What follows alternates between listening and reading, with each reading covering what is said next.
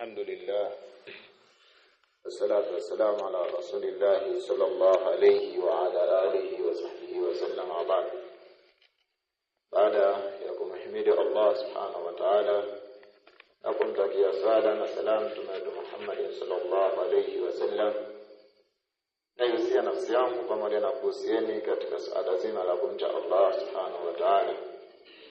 Wakati huu baada ya sala ya al-maghrib katika masjidi at-tarbiyah masjidi at-tarbiyah Katoma,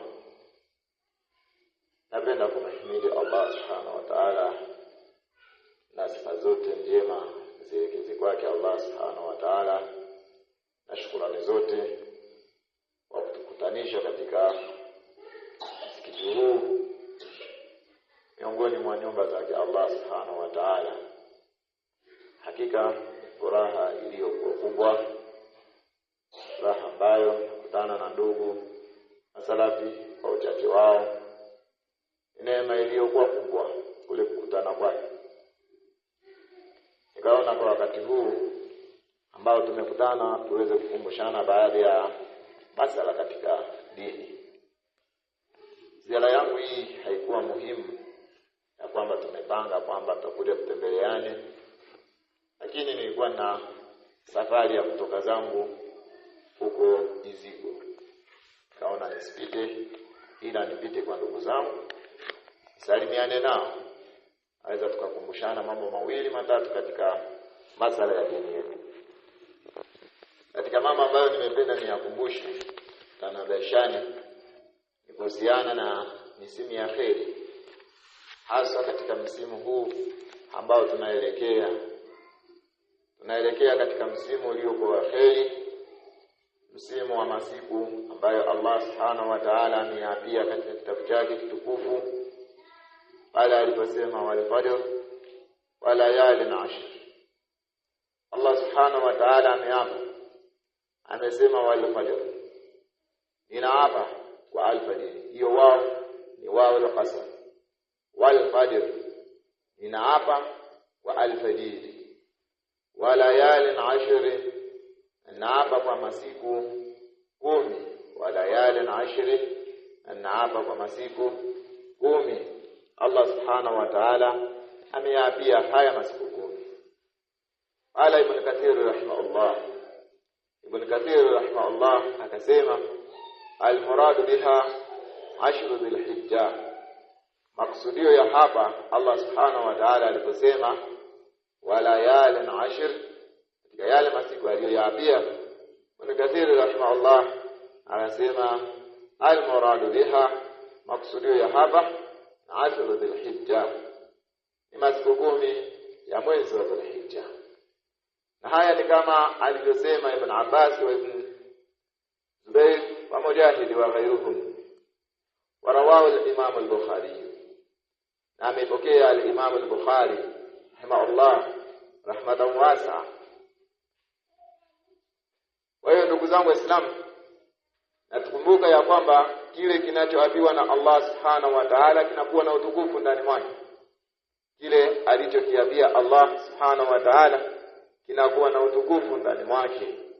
Na Allah subhanahu wa ta'ala ameapia haya masiku, asema wal fajr wa layalin ashr, naapa kwa alfajiri na naapa kwa masiku ambayo ni masiku 10. Ibn Kathir katika tafsiri yake akasema hayo masiku 10 inakusudiwa masiku ya mwezi wa Dhul-Hijja ambao tunaelekea insha Allah subhanahu wa ta'ala. Sasa katika masiku haya yana ubora wake. Masiku haya 10 ya mwezi wa Dhul-Hijja yana ubora wake kama alivyosema Mtume sallallahu alaihi wasallama katika hadithi ya Ibn Abbas radhiyallahu anhuma, ala Rasulullah sallallahu alaihi wasallam ma min ayamin al-amal salih fihinna ahabu ila Allah min hadhihi al-ayyam al-ashr. Mtume sallallahu alaihi wasallam anasema katika hadithi ambayo ameisimulia sahaba mtukufu Abdullah ibn Abbas radhiyallahu anhuma, amesema qala Rasulullah sallallahu alaihi wasallam, amesema mtume wa Allah sala na salam siwe juu yake, ma min ayamin, hakuna katika masiku, al-amalu salih fihinna, masiku haya ambayo matendo yaliyokuwa mema ndani mwake, al-amalu salih fihinna, matendo yaliyokuwa mema ndani ya masiku hayo, habbu ila Allah, yakawa yanapendeza kwa Allah subhanahu wa ta'ala, yakapendeza zaidi mbele ya Allah subhanahu wa ta'ala min hadhihi al-ayyam al-ashr, kuliko masiku 10 haya. Masiku 10 haya, masiku gani?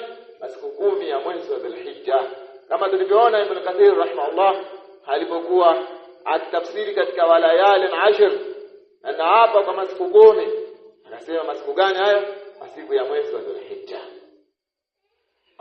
Wakasema masahaba ridwanullahi ta'ala alayhim, wala jihadu fi sabilillah, hata kama itakuwa ni jihadi katika njia ya Allah, ewe mtume wa Allah, hata kama itakuwa ni jihadi katika njia ya Allah subhanahu wa ta'ala, matendo haya ya kwenda jihadi ukapigana hayapendezi mbele ya Allah subhanahu wa ta'ala kuliko matendo yanayofanyika ndani ya masiku 10 ya mwezi wa Dhulhijja.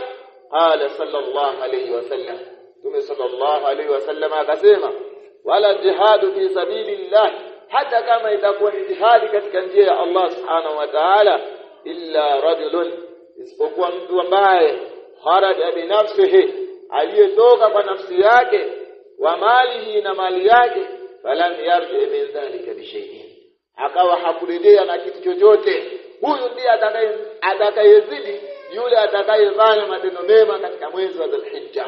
La sivyo, wewe toka nenda ukapigane jihadi, maadamu umerudi wewe na ukarudi na mali yako, bado wewe hujamfikia yule aliyefanya matendo mema katika mwezi wa Dhulhijja.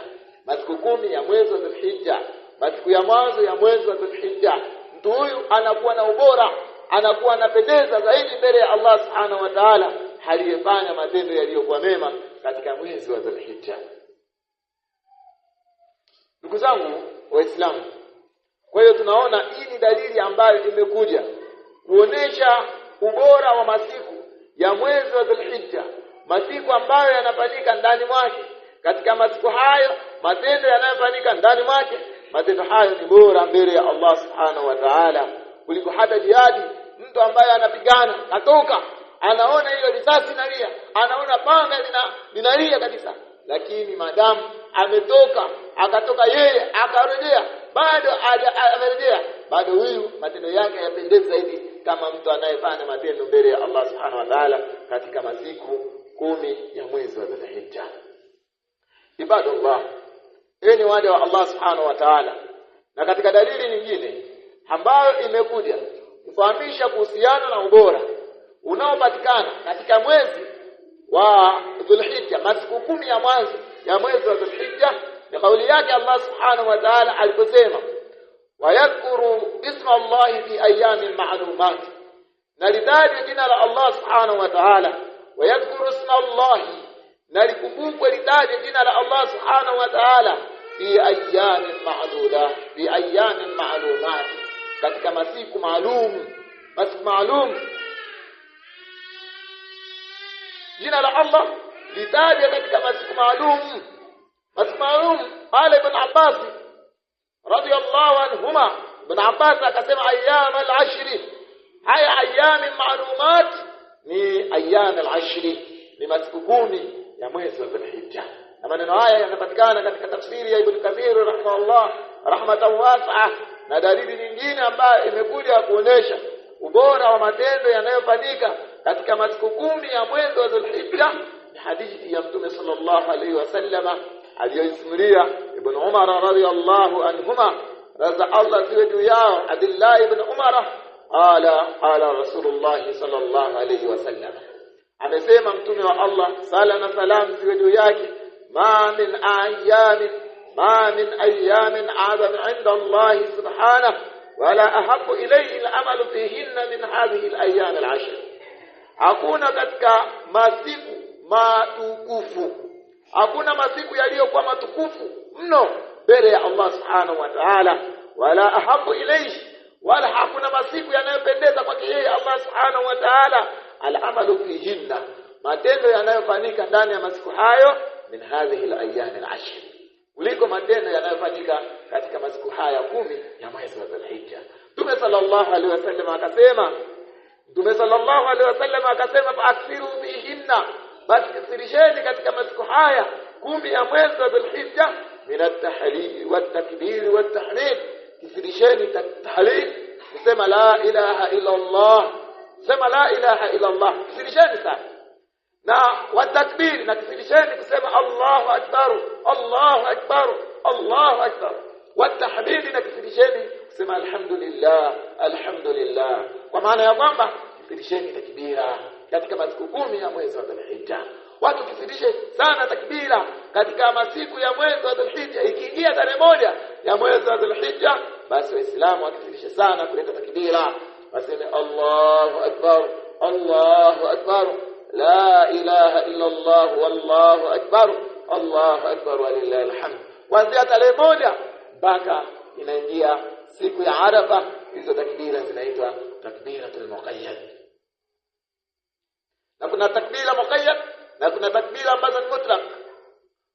Hizo zinaitwa takbiratul mutlaq, na kuna takbira muqayyad ambazo zinaanzia siku ya Arafa mpaka yaumut tashriq, mpaka masiku yale ya kubanika nyama. Watu wanakithirisha kuleta takbira. Na haya walikuwa nayo salafuna salih, walikuwa wakikithirisha sana kuleta takbira katika masiku haya, mpaka Abi Huraira na Ibn Umar radhiyallahu anhuma walikuwa wakitoka wakielekea masokoni wakifundisha kuleta takbira ndani ya masoko, wakisema Allahu akbar Allahu akbar la ilaha illa Allah wallahu akbar Allahu akbar walillahil hamd. Kana Ibn Umar wa Abu Huraira radhiyallahu anhuma yakhrujan ila suq fi ayyam al-ashr yukabbiran, walikuwa wakitoka Ibn Umar na Abu Huraira katika masiku 10 ya mwezi wa Dhulhijja, wanatoka wakielekea katika masoko na wakileta takbira, wayukabbiru an-nasu bitakbirahum, na wakileta takbira watu kwa takbira zao hawa, wakileta takbira watu kwa takbira ya Ibn Umar na Abi Huraira. Watu walipokuwa wakisikia takbira za Ibn Umar, Abdullah ibn Umar, na takbira ya Abi Huraira, na wao wanaleta takbira, wanasema Allahu akbar Allahu akbar la ilaha illa Allah wallahu akbar Allahu akbar walillahil hamd.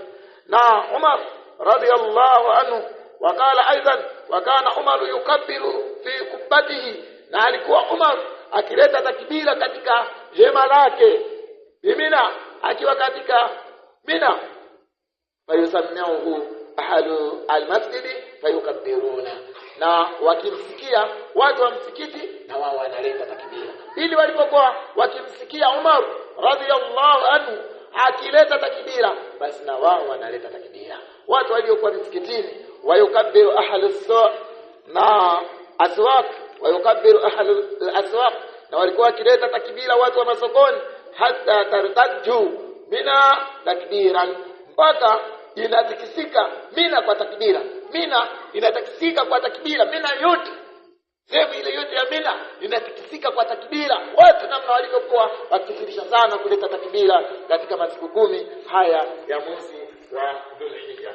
Enyi waja wa Allah subhanahu wa ta'ala, kuna mambo ambayo yanapendeza kuyafanya katika mwezi wa Dhulhijja. Kuna mambo ambayo yanapendeza kuyafanya ndani ya mwezi wa Dhulhijja. Miongoni mwa mambo hayo ya sala. Yustahabu at-tabkir, inapendekezwa kuwahi ila al-faraid, katika sala za faraid. Ni sunna watu wafanye haraka wawahi katika sala za faraid, sala za faradhi, wa iktaru min an-nawafil, na wakimshi sana kuleta sala za sunna na ibada za sunna. Fa innaha, kwa sababu min afdal al-qurbat, ni katika mambo bora ya kukurubisha kwa Allah subhanahu wa ta'ala. Rawa Thawban radhiyallahu anhu ala sahih Rasulullah sallallahu alaihi wasallam yaqul, amepokelewa kwa Thawban radhiyallahu anhu yake anasema, sami'tu Rasulullah sallallahu alaihi wasallam, nimemsikia mtume wa Allah sala na salam juu yake yaqulu, akisema alayka bikathrati sujudi lillah, juu yako lazimiana na wingi wa kusujudu kwa ajili ya Allah subhanahu wa ta'ala. Fa innaka, basi hakika ya mambo yalivyo wewe hapo, la tasjudu lillahi sijidatan, hausujudu sijida moja kwa ajili ya Allah subhanahu wa ta'ala illa rafa'aka Allah biha daraja, isipokuwa Allah subhanahu wa ta'ala anakunyanyua wewe, Allah subhanahu wa ta'ala anakunyanyua wewe daraja kupitia hiyo sijida ambayo umesujudu.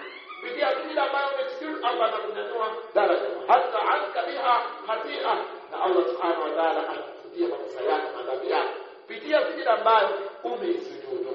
Rawahu Muslim. Hadha amu bi kulli waqti, na hili linaenea katika nyakati zote. Mtu atakapo sujudu sijida moja kwa ajili ya Allah subhanahu wa ta'ala, Allah subhanahu wa ta'ala kumnyanyua daraja, Allah subhanahu wa ta'ala kumnyanyua daraja kwa sababu ya hiyo sijida ambayo amsujudu kwa ajili ya Allah ta'ala. Ibadullah, ni wale wa Allah subhanahu wa ta'ala. Hii swala watu wakawahi kufanya ibada ya sala katika mwezi wa Dhulhijja na miezi mingine, wakakisirisha sana swala za sunna, ni jambo ambalo linapendeza sana kwa Waislamu waumini ambao wanamwamini Allah subhanahu wa ta'ala, ambao wanamwamini Allah subhanahu wa ta'ala. Na jambo lingine ambalo linapendeza katika mwezi huu, katika masiku haya 10 ya mwezi wa Dhulhijja, ni asiyam, funga. Watu wafunge bidukhulihi bil a'mali salihah, kwa sababu ya kuingia kwa hiyo saum katika matendo yaliyokuwa mema, kuingia kwake katika matendo yaliyokuwa mema. Bani Hunaida bin Khalid, kutoka kwa Hunaida bin Khalid, ana imraatihi, kutoka kwa mke wake, an ba'd azwaji nabii sallallahu alaihi wasallam, kutoka kwa baadhi ya wanawake wa Mtume sallallahu alaihi wasallam. Anasema mke wa Hunaida bin Khalid akimsimulia mume wake, akimsimulia hadithi ambayo amepokea kutoka kwa baadhi ya wake za Mtume sallallahu alaihi wasallam. Qala, amesema kana Rasulullah sallallahu alaihi wasallam yasumu 9 Dhulhijja, alikuwa Mtume sallallahu alaihi wasallam akifunga 9 za mwezi wa Dhulhijja, 9 za mwezi wa Dhulhijja. Wa yawm Ashura, na alikuwa akifunga siku ya Ashura 3 ayyam min kulli shahr, na akifunga masiku 3 katika kila mwezi. رواه الإمام أحمد وأبو داود والنسائي. قال الإمام النووي عن صوم أيام العشر أنه مستحب استحبابا شديدا، ya kwamba hii ni jambo linalopendeza, tena linalopendeza sana, ni sunna ambayo ni sunna iliyokuwa kubwa mno, ni wale wa Allah subhanahu wa ta'ala. Kwa hiyo kufunga masiku 10 ya mwezi wa Dhulhijja ni sunna na ni jambo linalopendeza kwa Allah subhanahu wa ta'ala, tena upendezaji uliokuwa mkubwa. Na jambo lingine linalopendekezwa kufanya katika masiku 10 ya mwezi wa Dhulhijja ni at-takbir wa at-tahlil wa at-tahmid, ni kuleta takbira, ni kuleta tahlil na kuleta tahmid, lima warada fi hadithi Ibn Umar as-Sari, katika yale ambayo yamepokelewa katika hadithi ya Ibn Umar iliyotangulia, katika hadithi ya Ibn Umar iliyotangulia ambayo tumeisoma huku, ikizungumzia kwamba ma min ayyamin, hakuna katika matendo, hadithi ya Ibn Umar, ma min ayyamin adana inda Allah subhanahu wala ahabbu ilayhi al-amal fihinna min hadhihi al-ayyam al-ashr fa'kthiru bihinna min at-tahlil wa at-takbir wa at-tahlil wa at-tahmid. Kifirisheni. Ibn Umar anasimulia hadithi ambayo amesema Mtume sallallahu alaihi wasallam kwamba kifirisheni katika masiku hayo tahlil wa at-takbir wa at-tahmid, sema Allahu akbar, Allahu akbar, la ilaha illa Allah, wallahu akbar, Allahu akbar wa lillahi alhamd. Kwa hiyo kifirisheni sana, kifirisheni. Na tayari tumeshatangulia kuona ya kwamba masahaba wa Mtume sallallahu alaihi wasallam yalipokuwa yakifikia masiku 10 ya mwezi wa Dhulhijja, wanatoka wanaelekea masokoni, wanaleta takbira, wanakifirisha takbira kwa wingi. Haya walikuwa wakifanya masahaba wa Mtume sallallahu alaihi wasallam. Ibn Umar na Abi Hurairah na Umar bin Khattab radhiyallahu anhu alikuwa akitoa takbira katika sala zake, wakitoa takbira katika sala zake. Wakana Ibn Umar yukabbiru bimina tilka al-ayyam, na alikuwa Ibn Umar akileta takbira katika Mina masiku yote. Wa khalifa salawati, na baada ya sala, akimaliza sala analeta takbira. Wa ala firashihi, juu ya kitanda chake analeta takbira. Ndio analala anaanza kuleta takbira, Allahu akbar, Allahu akbar, la ilaha illa Allah, Allahu akbar, Allahu akbar wa lillahi alhamd. Analeta takbira akiwa juu ya kitanda chake, wa fi basatihi, na katika mahema yake. majlisihi, na katika vikao vyake, wa manishahu, na katika matembezi yake. Kutembea kwake anatembea analeta takbira. Tilka al-ayyam jamia, masiku yote, masiku 10 ya mwezi wa Dhulhijja. Ibn Umar radhiyallahu anhuma alikuwa akileta takbira. Wal mustahabu al-jahar, na inapendeza kudhihirisha, kuleta takbira kwa sauti bila takbir, kudhihirisha takbira li Umar wa ibnihi wa Abi Hurairah, kwa kitendo alichokifanya Umar na mtoto wake na Abi Hurairah, walikuwa wakileta takbira kwa sauti wakielekea masogoni. Bal hata mishabe katika mambo ya kusikitisha katika zama zetu hizi tulizokuwa nazo, jambo hili limepotea. Jambo hili limepotea. Hakuna anayefanya katika masiku haya, na ikitokea mmoja wetu akalifanya akaliuisha jambo hili, basi anaonekana kama vile ameweuka, ni mweo, analeta dini mpya.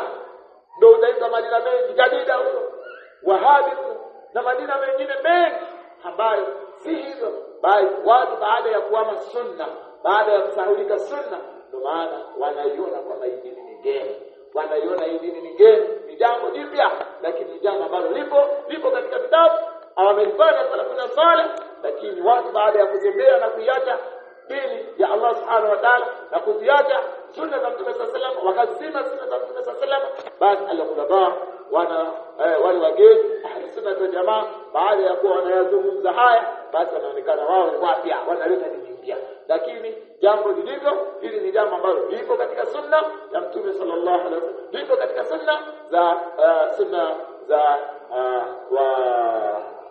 watu waliotangulia, wema waliotangulia, salafuna salih. Sigha za kuleta takbira, sigha za kuleta takbira. Moja, namna ya kuleta takbira, kwanza sigha ya kwanza unasema Allahu akbar, Allahu akbar, Allahu akbar kabira. Hiyo ni sigha ya kwanza ambayo imepokelewa katika sunna. Mtu namna ya kuleta takbira, analeta takbira hivi, Allahu akbar, Allahu akbar, Allahu akbar kabira. Na sigha ya pili, namna nyingine ya kuleta takbira, mtu aseme Allahu akbar, Allahu akbar, la ilaha illa Allah, wallahu akbar, Allahu akbar wa lillahi alhamd. Unaita mara mbili, Allahu akbar, Allahu akbar, la ilaha illa Allah, wallahu akbar, Allahu akbar wa lillahi alhamd. Na sigha ya tatu ni kusema Allahu akbar, Allahu akbar, Allahu akbar, la ilaha illa Allah, wallahu akbar, Allahu akbar wa lillahi alhamd. Hizi ni sigha ambazo zimepokelewa za kuleta takbira katika takbira za Eid, iwe ni Eid al-Adha au iwe ni Eid al-Fitr. Na katika mambo ambayo yanapendeza, miongoni mwa mambo mengine yanayopendeza katika masiku 10 ya mwezi wa Dhulhijja ni siyamu yaum Arafa, nifunga siku ya Arafa, kufunga siku ya Arafa. Yataakadu saumu yaum Arafa bima thabata anhu sallallahu alaihi wasallam annahu qala an saumu yaum Arafa. Inatiliwa mkazo funga siku ya Arafa kwa yale ambayo yamethibiti kutoka kwa Mtume sallallahu alaihi wasallam, ya kwamba yeye amesema kuhusiana na kufunga siku ya Arafa, anasema ahtasibu ala Allah an yukaffira as-sanata allati qabla was-sanata allati ba'da. Mtume sallallahu alaihi wasallam anasema natarajia kwa Allah subhanahu wa ta'ala kufuta madhambi, kufutia mtu ambaye amefunga funga ya Arafa, kufutia madhambi ya mwaka ambao umepita na mwaka ujao, na yale madhambi ambayo ya mwaka ujao. Mtu atakayefunga ya siku ya Arafa, rawahu Muslim, lakini man kana fi Arafa, lakini yule atakayekuwa katika siku ya Arafa, hatan ya kwamba huyu ni mtu ambaye amefanya hija, fa innahu la yustahabbu lahu siyam, huyu haipendezi kwake yeye kufunga, huyu kwake yeye sio sunna kufunga. Laana Nabii sallallahu alaihi wasallam waqafa bi Arafa muftira, kwa sababu Mtume sallallahu alaihi wasallam amesimama Arafa aliyakuwa amefungua anakula. Kwa hiyo wanaoruhusiwa kufunga sunna hii ya kufunga siku ya Arafa ni wale ambao hawajaenda katika viwanja vya Arafa, hawajaenda hija, wao wamebaki katika miji yetu hii, basi wao wanasuniwa kufunga siku hiyo ya Arafa, na imetiliwa mkazo, ni sunna muakkada, ni sunna ambayo imetiliwa mkazo, sunna ya kufunga siku ya Arafa. Na mambo ambayo yanapendeza pia ni ule ubora wa siku ya An-Nahr, fadlu al-yawm an-Nahr, ubora wa siku ya kuchinja, siku ya Eid, ubora hii ya inapendeza sana. Yakulu an dhalika al-yawm al-azim kathiru min al-muslimin. Wanaghafirika unapo siku hii, unapo siku hiyo ya siku ya kuchinja, siku iliyokuwa tukufu, watu wengi katika Waislamu wengi wanaghafirika na hii siku. Anjalala na kuhusiana na ule utukufu sha'anihi, utukufu wa jambo lake, wanaghafirika wa azima fadlihi, na ukubwa wa ubora wake, aljanna al-ghafir, na utukufu na ubora uliokuwa mkubwa na zilizokuwa nyingi min almu'minin wa mu'min. Hadha ma anna ba'd al-ulama yara annahu afdal ayyam as-sana ala al-itlaq. Na pamoja na kwamba hii baadhi ya wanazuoni wanaona ya kwamba siku hii, siku ya Eid, ni siku bora ya mwaka, afdal ayyam as-sana, ni siku iliyokuwa bora ya mwaka ala al-itlaq, kwa itlaq, hata min yawm Arafa, mpaka kuliko siku ya Arafa. Hii siku ya Eid wanaiona baadhi ya wanazuoni kwamba siku iliyokuwa bora mpaka inazidi siku ya Arafa, siku ya Eid al-Adha. Qala Ibn Qayyim rahimahullah, Ibn Qayyim amesema khairul ayyami 'inda Allah yawm an-nahr, bora ya masiku mbele ya Allah subhanahu wa ta'ala ni siku ya yawm an-nahr, siku ya kuchinja, siku ya Eid. Wa huwa yawm al-hajj al-akbar, nayo ndio siku ya haji iliyokuwa kubwa, siku ya haji iliyokuwa kubwa. Kwa hiyo siku hiyo kama fi sunan Abi Daud anhu sallallahu alaihi wasallam qala inna adama al-ayyam 'inda Allah yawm an-nahr. Tume sallallahu alaihi wasallam katika sunan Abi Daud, Tume sallallahu alaihi wasallam anasema inna adama al-ayyam, hakika ya masiku matukufu, 'inda Allah, li Allah subhanahu wa ta'ala, yawm an-nahr, ni siku ya kuchinja, thumma yawm al-qarr, na kisha siku ya mapumziko, siku ya kutulizana. Wa yawm al-qarr, na yawm al-qarr huwa yawm al-istiqrar fi Mina, ni siku ya kutulizana, siku ya kutulizana katika Mina.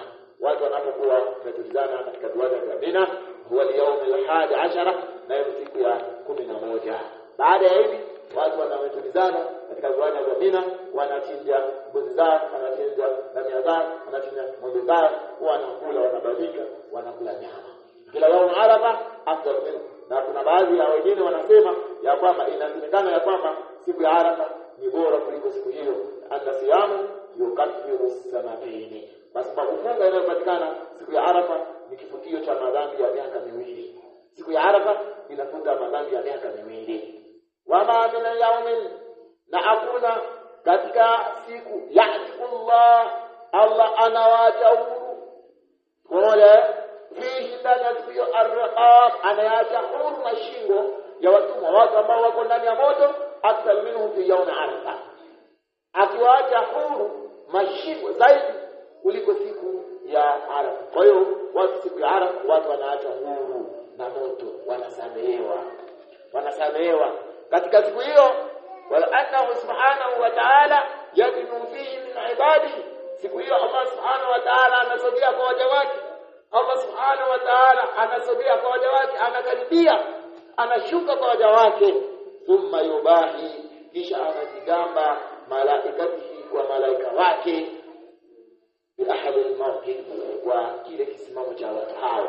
Anajigamba, anasema mnaona waja wangu na mnaonavyoshukuru wakati baada wakiniomba msamaha, basi niwasamehe, niwaache huru na moto, niwasamehe waja wangu. Kwa hiyo wanasamehewa na Allah subhanahu wa ta'ala. Wa sawabu al-qawl al-awwal, na ilikuwa sawa ni kauli ya kwanza kwamba yawmun nahr ni siku iliyokuwa bora, ni siku iliyokuwa bora kama anavyosema Sheikh hapa.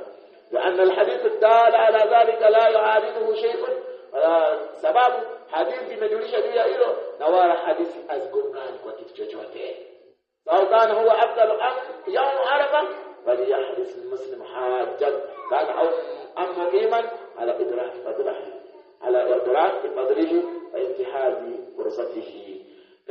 Na sawa sawa siku hiyo iwe siku ya yawm Arafa ndio iwe bora, au siku ya kuchinja ndio iwe bora. Linalotakiwa Muislamu akupie aliyefanya hija au aliyekuwa mukimu, aliyekaa huku mjini, atakaa hapa, anaendelea kula baraka zake, anaendelea kulaika huku, basi adili fadhila zinazopatikana na kutumia fursa fursa zinazopatikana katika hizi. Fursa tunazotakiwa kuzitumia ni kama fursa ambazo tumezitaja. Watu kuwahi katika swala za jamaa, kuwahi swala za faradhi, kuzilisha sana sala za sunna na ibadati mbalimbali, na kufanya matendo yaliyokuwa mema yakiwemo dua, kumuomba Allah subhanahu wa ta'ala, kuleta istighfar, kuleta takbira, kuleta kuunga undugu yule ndugu ambaye umemkata ukamuunga, na mambo mengi ambayo yanatakiwa waja wa Allah subhanahu wa ta'ala wakifundisha kuyafanya katika matendo yaliyokuwa mema, kuishi vizuri, husnul jiwar, kuishi vizuri na majirani, na mambo yaliyokuwa mazuri, mambo waja wa Allah subhanahu wa ta'ala wapambike katika tabia zilizokuwa nzuri, wao kweli pamoja na Allah, wao kweli pamoja na dini ya Allah subhanahu wa ta'ala katika manhaji yao.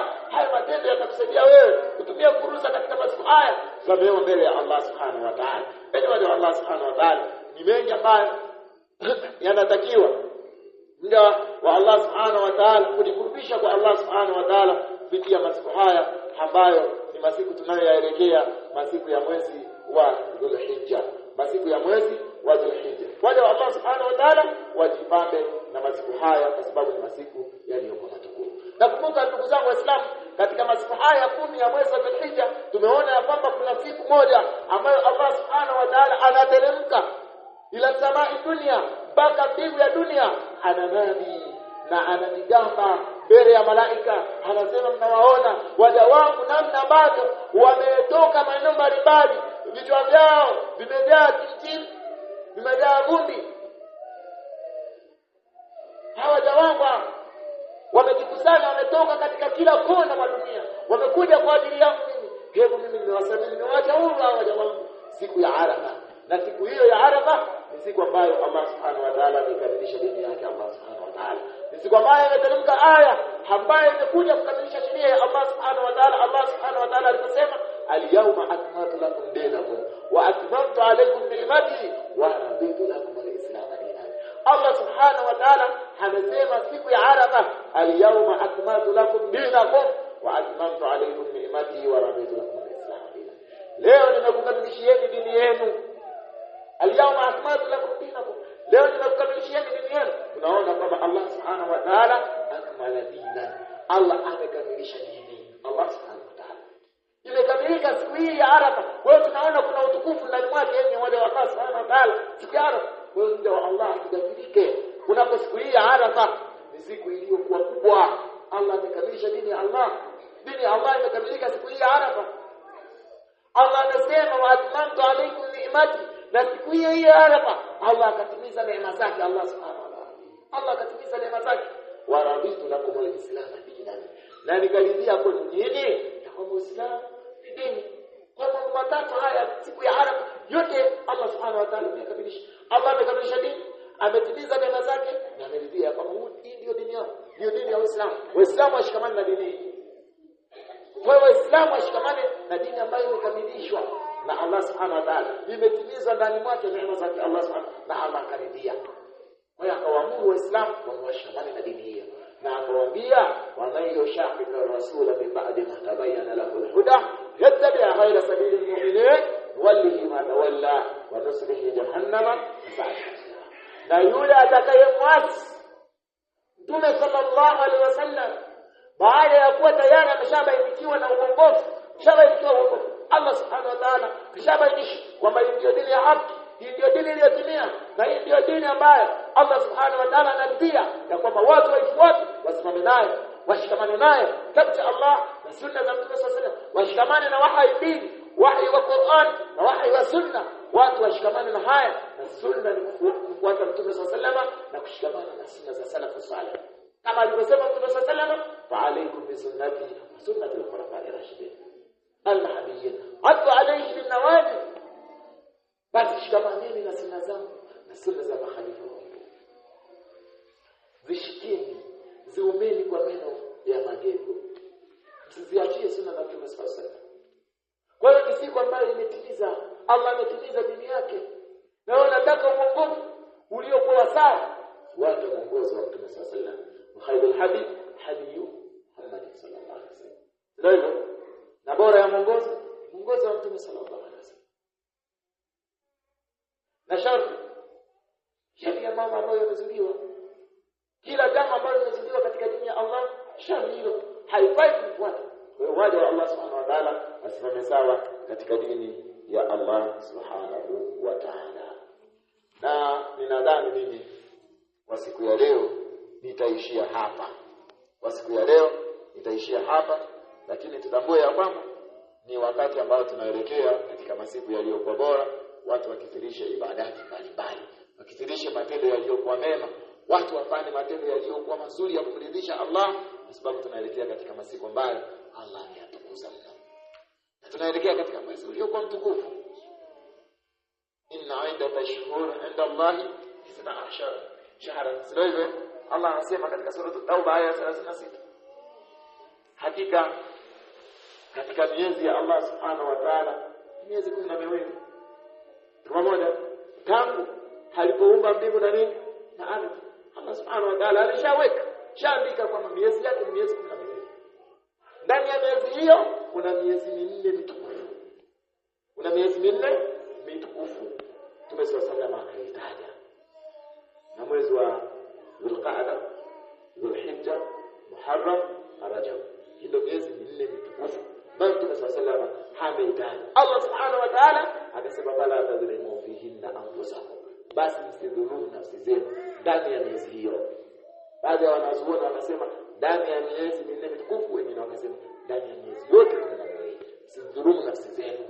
Wafanye matendo yanayofanyika ndani ya miezi, matendo yanayofanyika ndani ya miezi mitukufu, malipo yake yanakuwa makubwa mno. Hasa matendo yanayofanyika katika masiku 10 ya mwezi wa Dhulhijja yanakuwa ni bora kuliko matendo yanayofanyika katika masiku mengine yoyote yale yanayochomoza ndani mwake jua. Masiku ya dunia, matendo yanayofanyika katika masiku 10 ya mwezi wa Dhulhijja yanapendeza zaidi mbele ya Allah subhanahu wa ta'ala. Na swala zinazosaliwa ndani ya mwezi wa Dhulhijja inapendeza zaidi mbele ya Allah subhanahu wa ta'ala kuliko swala zinazosaliwa katika masiku mengine. Sunna zinazofanyika katika masiku 10 ya mwezi wa Dhulhijja, masiku 10 ya mwezi wa Dhulhijja zinapendeza zaidi mbele ya Allah subhanahu wa ta'ala kuliko yale yanayofanyika ndani ya miezi mingine. Na sala ya Ijumaa inayosaliwa siku ya miongoni mwa masiku ya mwezi wa Dhulhijja, masiku 10 ya mwezi wa Dhulhijja, sala hii ya Ijumaa inakuwa bora zaidi kuliko sala nyingine za Ijumaa zinazokuwa, kwa sababu vitu viwili vitukufu vimekutana. Siku ya Ijumaa ni siku tukufu na mwezi wa Dhulhijja ni mwezi mtukufu. Na masiku haya, masiku 10 ya mwezi wa Dhulhijja ni masiku yaliyokuwa bora mbele ya Allah subhanahu wa ta'ala, na yanapendeza zaidi matendo yanayofanyika ndani ya masiku haya. Lakini masiku haya, masiku ya mwezi wa Dhulhijja, masiku 10 ya mwanzo ya mwezi wa Dhulhijja, Allah Mtume sallallahu alayhi wasallam amesema matendo yake yanapendeza zaidi mchana wake kuliko masiku yote. Na sisi tunajua kwamba kuna usiku wa Lailatul Qadr, kwa moja khairun min alfi, ni bora kuliko miezi 1000. Huo ni usiku. Sasa matendo yanayofanyika mchana, matendo yote yanayofanyika, hakuna siku yote inayozidi kuliko matendo yanayofanyika katika mwezi wa Dhulhijja. Lakini usiku wa Lailatul Qadr ni bora kuliko usiku zote katika miezi yote. Kwa moja nadhani nitaishia hapa, labda kama kuna swali, kama kuna swali, basi takuwa niwe ni kuishia hapa. Wallahu